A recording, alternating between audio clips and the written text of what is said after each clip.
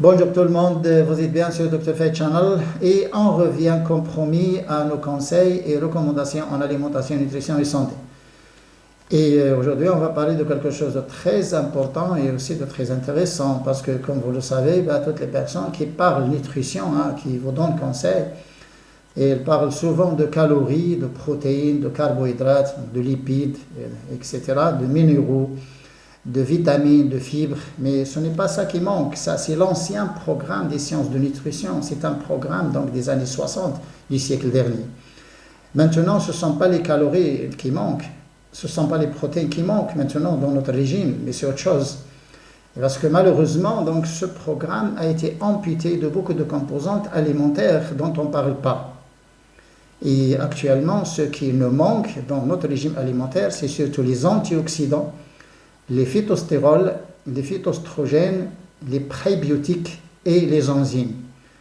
Ces des composantes-là, on n'étudie pas ça donc, dans le programme des sciences de nutrition, on n'étudie pas ça malheureusement, mais on ne peut pas vivre avec les composantes de la matière, on ne peut pas vivre avec les macro-éléments et les micro-éléments. Pourquoi? Parce qu'il va nous manquer des choses régulateurs, des composés régulateurs et aussi des composés protecteurs. Les antioxydants, vous voyez, les antioxydants, ce sont des molécules qui protègent notre corps contre toutes les agressions, contre toutes les maladies, y compris les maladies auto-immunes et les cancers. Et c'est la composante médicinale qui se trouve dans les aliments, mais quel type d'aliments? C'est ça le problème. Parce que les nutritionnistes actuellement, ils continuent à parler protéines, viande, lait, œufs, poissons. Et puis les fibres, on a les fibres dans les fruits, dans les légumes, oui, mais ils ne parlent jamais antioxydants, ils ne parlent jamais phytostérol, ils ne parlent jamais phytoestrogènes, ils ne parlent jamais prébiotiques, ils ne parlent jamais enzymes. On a besoin aussi d'enzymes exogènes, des enzymes qui se trouvent dans les aliments crus. Mais le problème, c'est que maintenant, il y a disons, un grand déséquilibre, mais on n'en parle pas. Et moi, j'ai défini un protocole lors donc, de la pandémie. C'est un protocole qui a donné de très bons résultats. Et c'est un protocole actuellement que nous sommes en train de généraliser. Bien sûr, on donne les principes parce que les pays ne vivent pas de la même manière. Vous savez, il y a des coutumes alimentaires, il y a des modes de vie qui diffèrent un peu d'un continent à l'autre. Mais les principes ne changent pas. Et ça, c'est très important. Vous savez bien que notre Dieu subhanahu wa ta'ala a créé des choses pour les calories, pour les protéines, pour les carbohydrates, pour les lipides, pour les vitamines, les glucides, les minéraux, etc. Mais il a créé aussi des aliments qui sont strictement pour la protection du corps et pour la régulation des enzymes et des hormones dans le corps. Vous voyez? Donc, quand on mange une viande, ou un poisson, un œuf, ou du lait, ou je ne sais pas, les légumineuses, ça, il y a des protéines. Et en même temps, on a les fibres, on a les minéraux, les vitamines aussi avec. Quand on boit du lait, vous savez, il y a tout. Il y a les protéines, il y a les glucides, il y a les lipides, il y a les minéraux, il y a les vitamines. Il n'y a pas de fibres. Il y a même les enzymes. Oui. Mais ça c'est un peu les composants de la matière. Là. Mais il y a d'autres aliments, d'autres types de composantes alimentaires dont on ne parle pas. Et dont on ignore, et aussi, c'est pas, les gens considèrent que ce n'est pas intéressant, alors qu'actuellement, dans la vie moderne, pour la vie moderne, maintenant, ils sont plus importants que les protéines. Et ces composantes alimentaires, là, il y a 3 groupes dont on ne parle pas. 3 groupes alimentaires dont on ne parle pas.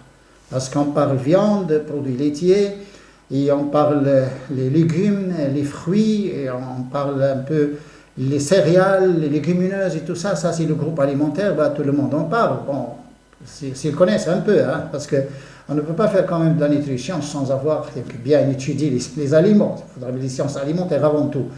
Il y a des gens qui ne connaissent pas les aliments, mais qui sont spécialistes en nutrition. Vous voyez, c'est encore bizarre, dans tous les pays d'ailleurs. Il a un grand diplôme, il est certifié, il est inscrit, il est nutritionniste, mais il ne connaît pas les aliments. Et c'est ça le problème. Il ne fait pas de différence entre l'orge et les pois chiches. Donc vous savez bien que les 3 groupes que notre Dieu a créés strictement et spécialement pour protéger notre corps. Vous voyez, il y a à peu près 5 groupes qui sont pour les calories, ce qu'on appelle les matières plastiques. C'est les céréales, les légumineuses, les produits donc d'origine animale, les viandes, le lait et tout ça.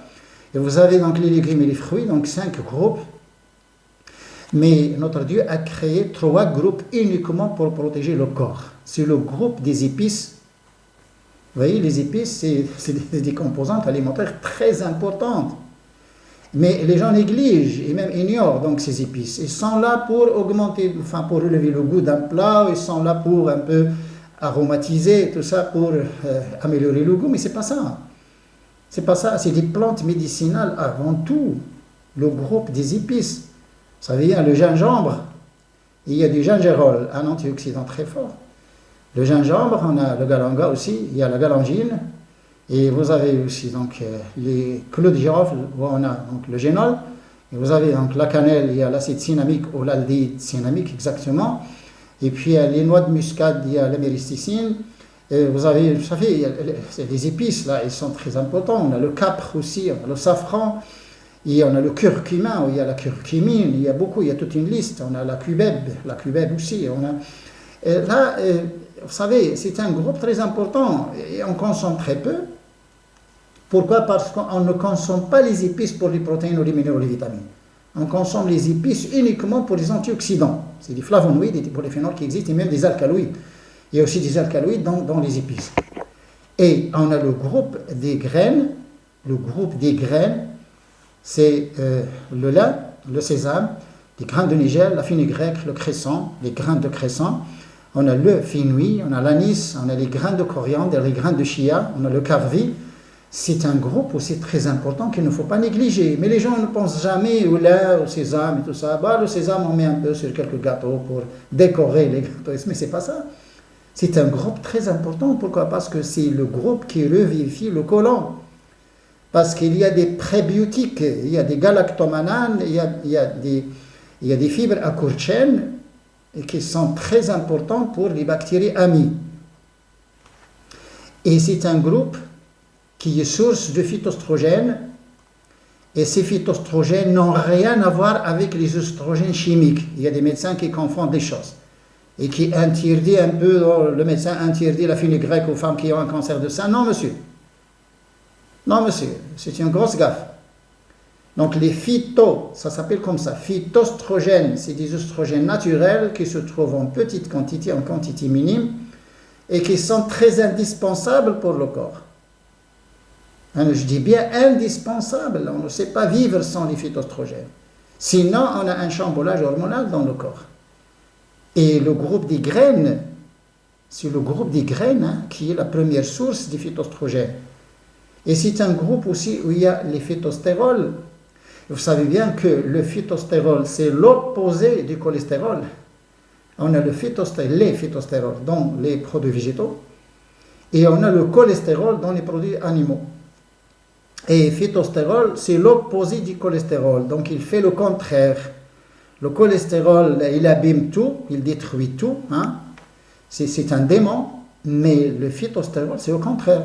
Il solubilise le cholestérol pour le neutraliser. Et il dégage les vaisseaux sanguins, les phytostérols, d'ailleurs, il dégage les vaisseaux sanguins, et il aide le système hormonal et il augmente l'immunité du corps. Donc, c'est les molécules dont on a besoin actuellement dans notre alimentation. Vous voyez, c'est les phytoestrogènes, les phytostérols et les prébiotiques. Les prébiotiques, c'est des substrats là, qui sont utilisés par les bactéries amies. Bon, les bactéries amies que nous avons dans notre côlon, là, ils utilisent les prébiotiques. Les bactéries s'appellent probiotiques. C'est le vivant, hein, c'est des bactéries vivantes du côlon qui s'appellent probiotiques. Mais le substrat, hein, ils vivent sur les prébiotiques. Le substrat s'appelle prébiotique. C'est la nourriture de ces probiotiques. Et on a le troisième groupe qui est le groupe des plantes, des herbes. Et les herbes, il y a beaucoup de composés qui sont très médicinales. Pas uniquement médicinales, mais qui sont très médicinales. L'origan, le thym, vous avez donc le romarin, vous avez l'armoise, vous avez donc l'absinthe, vous avez même la menthe poivrée, et vous avez beaucoup de choses. Bon, on a l'aneth, on a aussi donc, la sauge, on a les plantes qu'on boit sous forme de thé, même le thé vert d'ailleurs. Le thé vert est très important. Donc, voilà. Et certains donc, produits un peu forestiers dont on ne parle pas, ils sont oubliés, comme les fruits du palmier nain. Les fruits du palmier nain, c'est une bombe de phytostérol. C'est une bombe de phytostérol. C'est pourquoi d'ailleurs il renforce bien donc les hormones chez l'homme, surtout la prostate.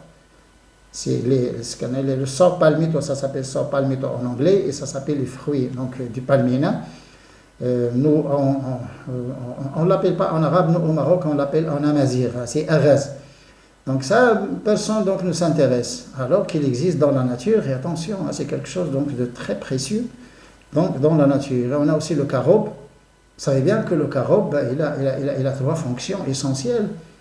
Le carob bloque donc l'hyperglycémie postprandiale. Le carob, il vous évite donc l'hyperglycémie postprandiale. Il stoppe donc l'augmentation donc, du glucose dans le sang après le repas.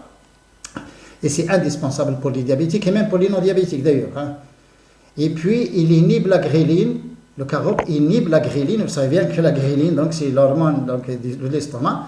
Et là, vous êtes rassasié ou pas encore, bah, c'est la ghréline qui régule. Quand vous avez une ghréline donc, un peu déréglée, là, vous mangez trop, vous avez la gourmandise, et puis là, vous avez donc une obésité, vous avez des problèmes. Et le carob, donc, il régule bien la ghréline. Et elle régule aussi l'insuline. Donc, vous voyez, c'est quelque chose de très important. C'est ce qui nous manque maintenant. Ce n'est pas la viande qui nous manque. Les gens ils mangent beaucoup de viande d'ailleurs. On a un excès de protéines. Et là, ces plantes sauvages, on a les fruits du gibier, et on a donc les fruits du palmina, on a le carob, et on a le tisra. Le tisra, c'est des fruits, c'est un fruit aussi, ça ressemble donc au gibier, mais ça s'appelle le tisra, ça s'appelle comme ça, tisra. Et on a beaucoup de produits, ça dépend des pays. Hein. On a même les chiens lièges qui donnent un fruit qui s'appelle les glands. Et les châtaigniers aussi. Donc, d'ailleurs, on connaît même pas. Il y a des gens qui ne connaissent même pas, ou qui ignorent, ou qui négligent. Mais c'est des choses qui nous manquent. Pourquoi? Parce qu'on s'est éloigné de la nature, on a quitté la nature pour aller vers cette alimentation. Je ne dis pas nutrition, je dis alimentation. Ça y est. Mais on est en train de vivre maintenant sur les fromages et les viandes, le pain blanc, c'est les hamburgers, c'est, vous voyez, et puis les boissons gazeuses, on a les gâteaux et tout ça. Mais c'est un régime là très dangereux. C'est un régime très dangereux. Vous ne pouvez pas vivre sans maladie plurielle, maladie avec S, quand vous suivez ce régime. Pourquoi? Parce qu'il vous manque beaucoup de choses. Il vous manque les régulateurs d'hormones, il vous manque les régulateurs d'enzymes, il vous manque les régulateurs aussi donc de ce métabolisme du corps, et les régulateurs des hormones et des enzymes, c'est déjà extraordinaire. Et puis vous avez besoin donc des antioxydants qui protègent votre corps. Et les antioxydants, ils se trouvent dans tous les produits d'origine végétale, y compris donc les fruits et légumes. Mais est-ce que les gens actuellement aiment les légumes plus que les viandes? Non. Les gens aiment les fromages et les viandes plus que les légumes. Vous savez bien que l'Europe et l'Amérique, maintenant, il y a une consommation moindre en légumes. On ne consomme pas beaucoup de légumes, mais on consomme beaucoup de produits laitiers et beaucoup donc de produits laitiers. Et c'est ça le problème, c'est qu'on a trop d'acide palmitique stéarique, on a un régime riche en stéarique, un régime très riche en gras saturé, cholestérol, et un régime donc riche même en xénobiotiques, les oestrogènes xénobiotiques. Et là, c'est un régime dangereux, voyez. Donc, il manque les phytostérols, il manque les phytoestrogènes, il manque les prébiotiques et il manque les enzymes. Les enzymes se trouvent dans les végétaux crus. Quand on mange quelque chose de cru, donc on a un apport d'enzymes. Bon. Il se trouve aussi dans le lait, mais le lait actuellement est pasteurisé ou stérilisé, donc on tue les enzymes. Avant, les gens utilisaient le lait cru. Ils faisaient fermenter donc cette lait en l'abandonnant comme ça à lui-même, jusqu'à ce qu'il fermente, qu'il coagule, et puis on fait un barattage. On sépare le beurre, qui était beurre naturel, sans cholestérol, parce que les bactéries lactiques fixent le cholestérol, inhibent le cholestérol d'ailleurs, hein. Et oui, les bactéries lactiques attrapent le cholestérol et ils ne s'entourent pas. C'est comme ce qu'on appelle le coating en anglais. Coating en anglais, c'est le manteau. Un coat, c'est manteau. Vous voyez, ils mettent un manteau en cholestérol. Ils ne laissent pas ce cholestérol s'absorber.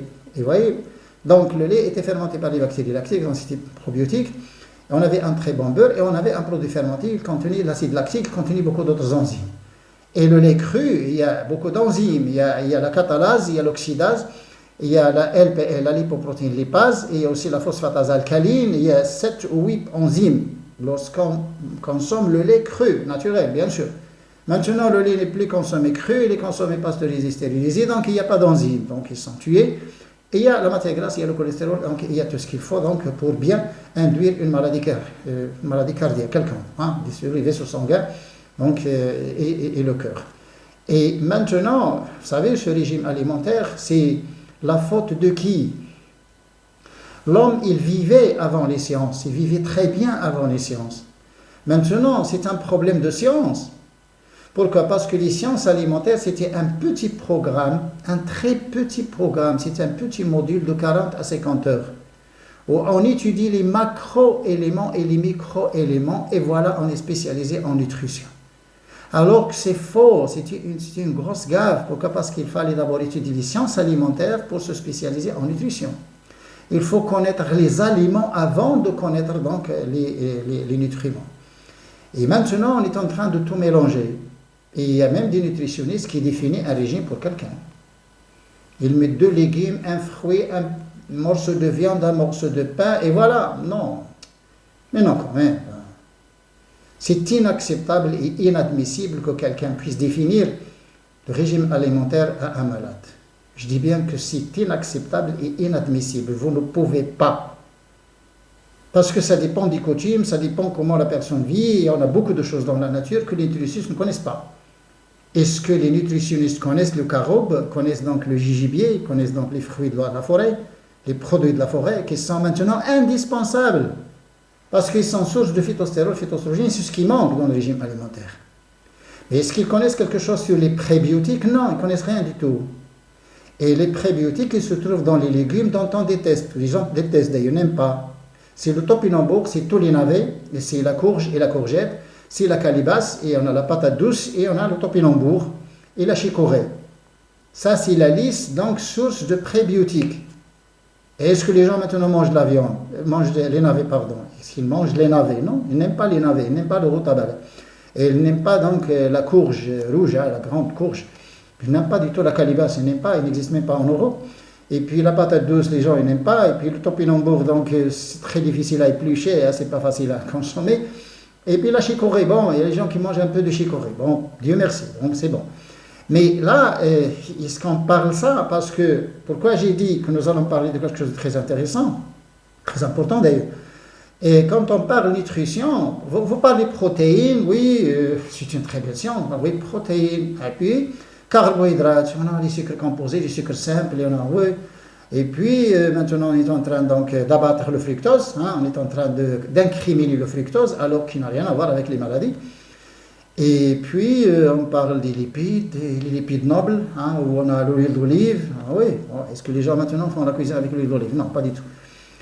Et puis, ils parlent même des huiles essentielles, et puis les huiles de table. Ils parlent même des huiles de table, que ce sont des huiles qui sont riches en tocopherol, qui sont bien, qui sont légers, tout ça, alors qu'ils sont saturés en trans fat, et il y a des antioxydants cancérigènes.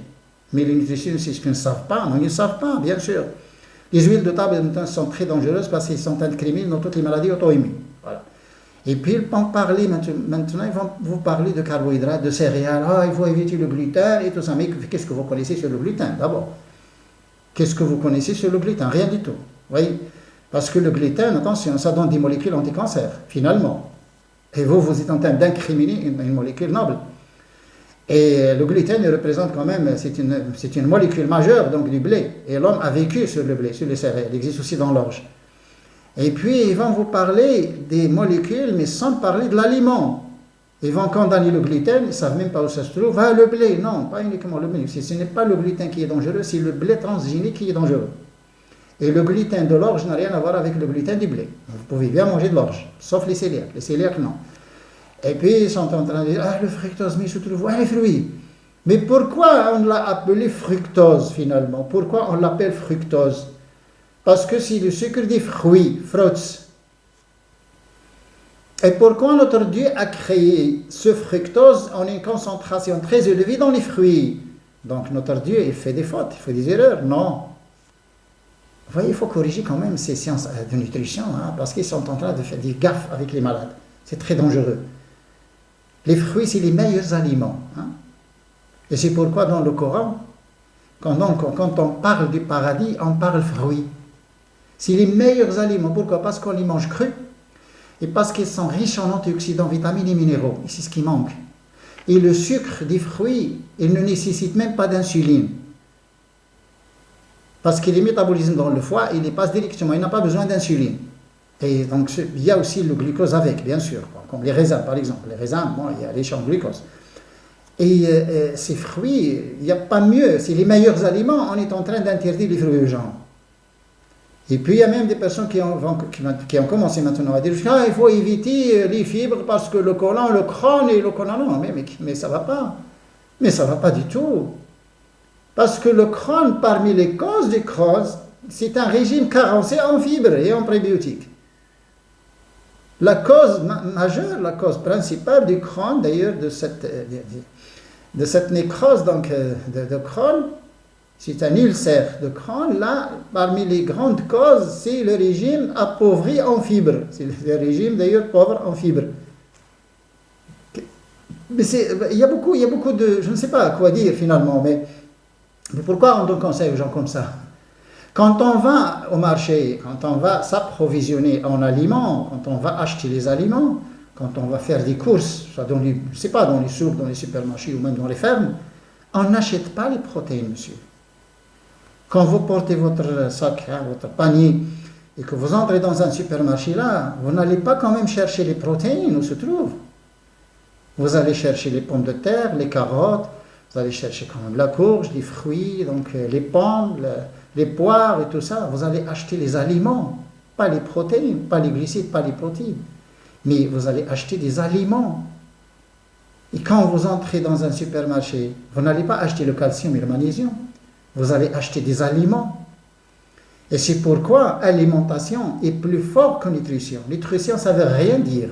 Actuellement, ça ne veut rien dire. C'est une science qui ne sert à rien actuellement.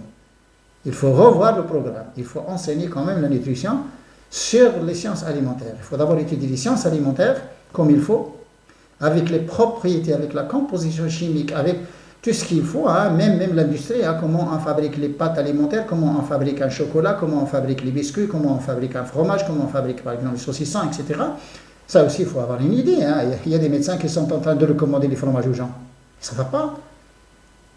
Il y a des médecins qui recommandent le fromage pour des gens qui sont maintenant atteints de maladies. Non, il faut éviter la caséine. Mais la caséine de vache, la caséine de vache, parce que bon, c'est alpha S1, parce que le lait de la vache, il y a l'alpha S1, il y a la lactoglobuline, qui n'existe pas dans le lait de chamelle, qui n'existe pas dans le lait de chèvre, le lait de brebis et le lait de la femme. Il n'y a pas d'alpha S1. Et c'est l'alpha S1 qui fait gaffe maintenant, parce qu'il y a beaucoup d'enfants, ils ont des allergies à cause donc du lait. Pourquoi? Parce qu'ils sont allergiques à l'alpha S1, cette caséine de fromage. Et donner des conseils comme ça, borné, je ne sais pas, moi je ne sais pas quoi dire. C'est un domaine très vaste, les sciences alimentaires. C'est 6 ans d'études, plus l'ingénierie, comment on fabrique les aliments aussi. Il faut connaître les huiles. Est-ce que vous connaissez quelque chose sur les huiles les huiles qu'on utilise donc dans la cuisson? Est-ce que vous connaissez? Vous avez une idée? Non, personne ne connaît. Mais c'est un procédé industriel très dangereux quand même. Extraire une huile, par exemple, des graines oléagineuses, ce n'est pas de la rigolade. Parce que vous passez par 4 étapes qui sont très fortes, des 4 étapes donc, de fabrication d'une huile, raffinage des huiles donc, de table, ça passe par 4 étapes, 5 étapes, qui sont des étapes très dures, parce qu'on porte la température à 300 et 350 dans une étape d'ailleurs pour décolorer et désodoriser donc, ces huiles. Mais on ne connaît rien sur un aliment et pourtant on recommande. Un nutritionniste qui donne une liste, il ne connaît rien sur les aliments et pourtant il donne une liste, ça c'est grave. C'est très grave. Et c'est pourquoi les gens maintenant mangent de la viande et du lait. Pourquoi? Parce que les protéines pour eux, c'est la viande. Alors que c'est faux. Les meilleures protéines se trouvent dans les céréales, pas dans les légumineuses. Il y a des gens qui disent, oui, la teneur, il y a une grande teneur, il y a une teneur forte dans les légumineuses. Oui, ils sont 20%, ils sont plus riches que la viande, les légumineuses. La fève, les pois chiches, les petits pois et tout ça, le soja, et bon, les lentilles, les haricots et tout ça, c'est très riche en protéines. Il y a même le lupin qui va jusqu'à 65% de protéines. Bon. Les légumineuses, oui, mais les meilleures protéines, c'est les protéines des céréales. C'est l'orge, c'est le millet, et c'est le riz, c'est le blé, tout ça. C'est les céréales, parce qu'il y a 7 à 10% de protéines. Il y a même des variétés de blé qui vont jusqu'à 11-12% donc de protéines. Mais c'est les meilleures protéines. Et c'est pourquoi l'homme a vécu sur les céréales. Il vivait donc des céréales, le riz et le blé. Les pays asiatiques, c'était le riz, et puis les autres pays, c'est le blé. L'homme a vécu sur les céréales, sans aucun problème. Et maintenant, on est en train d'interdire les céréales aux gens. C'est quelque chose de contraire, c'est paradoxal. Moi, je trouve que c'est paradoxal. Et puis, vous savez, les protéines maintenant, l'œuf. On a la protéine noble de l'œuf. Oui, monsieur, mais est-ce que vous connaissez les conditions dans lesquelles l'œuf a été produit? Est-ce que l'œuf, comment ces œufs sont produits? Vous ne connaissez rien? Allez voir l'alimentation de la poule pondeuse, et allez voir les hormones, allez voir les antibiotiques qu'ils utilisent, et tout ça, et à ce moment-là, vous allez voir, est-ce que c'est un aliment noble ou autre chose? Et bon, on est en train de recommander, le chocolat noir est riche en antioxydants. Alors, qui vous l'a dit? Qui vous a dit que le chocolat noir? Est-ce que le chocolat noir que vous... Est-ce que vous pouvez me le montrer d'abord? Oui, mais c'est le cacao. Bon, le cacao, c'est la source du chocolat. C'est le cacao qui est riche en catéchine, oui. Mais ce n'est pas le chocolat. C'est le cacao qui est riche en catéchine. Mais ce n'est pas le chocolat, c'est un produit industriel. C'est un mélange, c'est une préparation. Et moi, je vois que maintenant, il y a des gens qui vont avoir beaucoup de difficultés. Pourquoi? Parce que c'est pourquoi d'ailleurs j'ai défini ce protocole. Parce que les personnes qui vont vous donner des conseils, qui vont vous parler, ils vont parler d'un fruit, d'un légume. Et puis il va vous parler par exemple du fructose, de ça, mais il ne va pas vous parler d'un protocole à suivre, d'un mode de vie. Personne ne saura le faire et ne pourra le faire, ni en Amérique ni en Europe. Nous, on donne un protocole de vie. Et ce protocole de vie a des principes scientifiques. Ce n'est pas fait comme ça. Nous avons travaillé 40 ans à l'université, sciences alimentaires et nutrition. Ce n'est pas 2 jours. Et ce protocole-là, je l'ai déjà défini en arabe, en anglais, en français. Pendant la pandémie, ça a donné de très bons résultats. Et actuellement, et en attendant, bon, disons, c'est une procédure d'ailleurs de traitement, parce qu'il y a des maladies maintenant auto-immunes et des maladies maintenant qui sont nouvelles après la pandémie. Maintenant, on est en train de donner des choses provisoires en attendant, des corticoïdes, des trucs comme ça, pour calmer un peu la maladie, mais ce n'est pas quand même une solution finale. Et au moins que les gens suivent un bon mode de vie en attendant. Nous, on ne dit pas aux gens de ne pas aller voir le médecin, au contraire. Il faut se rendre, il faut faire des visites, il faut faire des analyses, il faut des imageries, il faut connaître votre corps, il faut que vous connaissiez votre corps, il faut connaître bien aussi les maladies, les anomalies que vous avez, etc. Parce qu'il y a beaucoup de personnes maintenant qui ont un manque de vitamine D, mais qui ne le savent pas. Il y a beaucoup de personnes qui ont un manque de vitamine B12 qui ne le savent pas. Il y a beaucoup de personnes qui ont un manque de l'acide folique, mais ils ne le savent pas. Vous voyez, donc au contraire, il faut aller faire des analyses, il faut aller voir votre médecin, il faut aller faire des visites et tout ça. Mais il faut suivre un protocole pour que vous puissiez au moins répondre aux thérapies, les thérapies. Il y en a beaucoup d'ailleurs, au moins.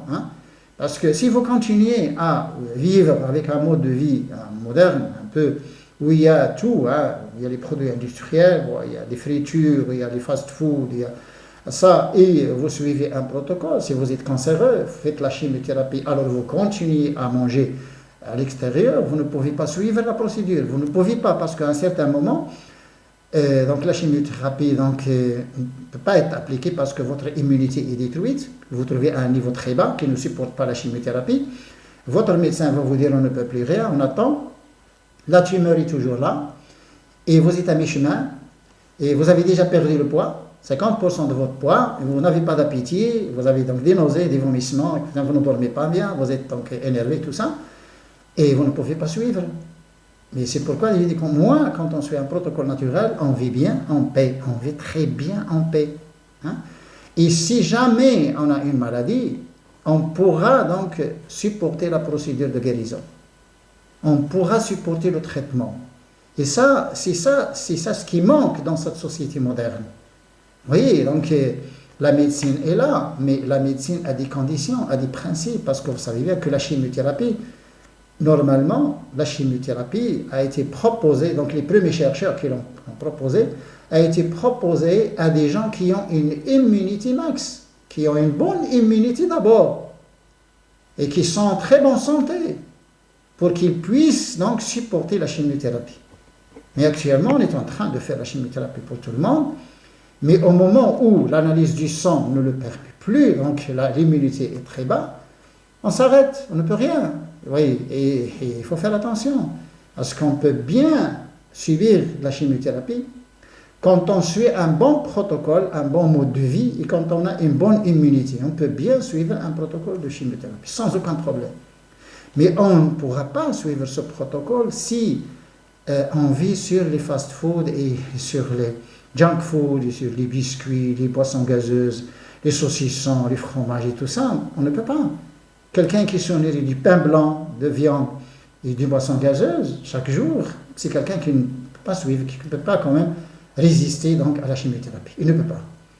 Et c'est pourquoi je préfère parler alimentation plutôt que nutrition. Pourquoi? Parce que les gens, quand on parle nutrition, pour la personne qui parle, pour lui c'est très facile et puis c'est chouette de parler protéines, carbohydrates. Et oui, mais pour la personne, il ne connaît pas où ça se trouve. Et la personne qui va au marché, il ne va pas acheter les protéines, il va acheter les aliments. Et il faut parler aliments. Et ce protocole que j'ai défini d'ailleurs, il a des principes, je pourrais bien donc le répéter, pourquoi pas, parce qu'il y a de nouveaux abonnés, soyez les bienvenus d'ailleurs sur la chaîne, et pourquoi ne pas rappeler un peu, même les gens, enfin, une deuxième, une troisième, une quatrième fois, pourquoi il faut qu'ils apprennent par cœur ce protocole.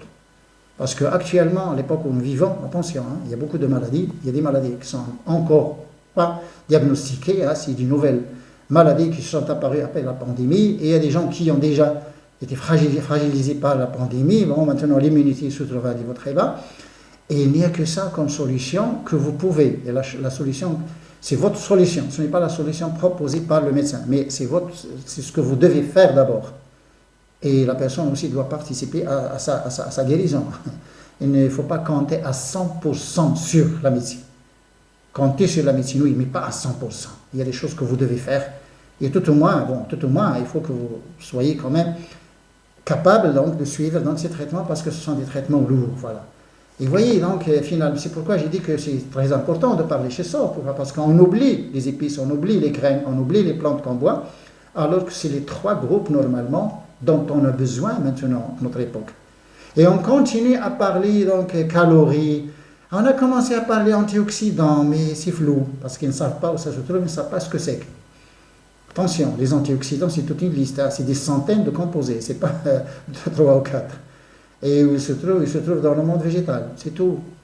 C'est tout, dans le monde végétal. Quand vous êtes végétarien, vous avez assez d'antioxydants.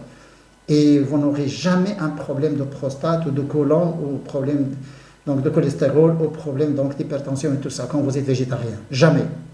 Et les femmes végétariennes n'ont jamais de problème d'hormones. Des règles, menstruation et tout ça, ils n'ont jamais ce problème. Donc, et ça, c'est comme preuve, c'est très suffisant comme preuve. Donc, la femme végétarienne ne peut pas avoir donc, un problème d'hormones. Les règles, elles sont bien, d'ailleurs, bien régulées et sans aucun problème. Et c'est pourquoi il y a moins de cancer de sein et d'utérus et d'ovaire chez la femme végétarienne. Moins de cancers, d'ailleurs, hormonodépendants chez la femme végétarienne. Et ça, c'est très suffisant, d'ailleurs, pour vous convaincre. À un autre épisode, Inch'Allah.